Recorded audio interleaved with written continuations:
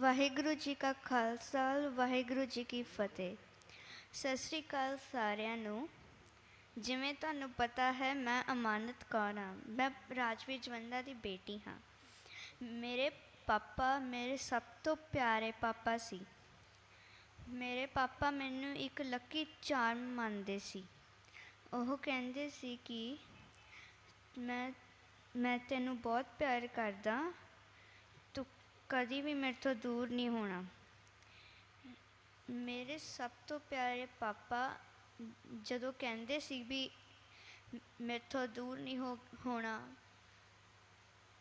ਵੀ ਉਹ ਮੇਰੇ ਤੋਂ ਹੀ ਦੂਰ ਚਲੇ ਗਏ। ਅਤੇ ਹੁਣ ਜਦੋਂ ਫਿਊਚਰ ਆਏਗਾ, ਮੈਂ ਆਪਦੇ ਪਾਪਾ ਦਾ ਸੁਪਨਾ ਪੂਰਾ ਕਰੂੰਗੀ। ਅਤੇ ਮੈਂ ਇਹ ਵੀ ਕਹਿਣਾ ਚਾਹੁੰਦੀ ਹਾਂ ਕਿ ਜਿਵੇਂ ਮੇਰੇ ਪਾਪਾ ਨਾਲ ਹੋਇਆ, ਇਹ ਕਿਸੇ ਹੋਰ ਦੇ ਪਾਪਾ ਨਾਲ ਨਾ ਹੋਵੇ।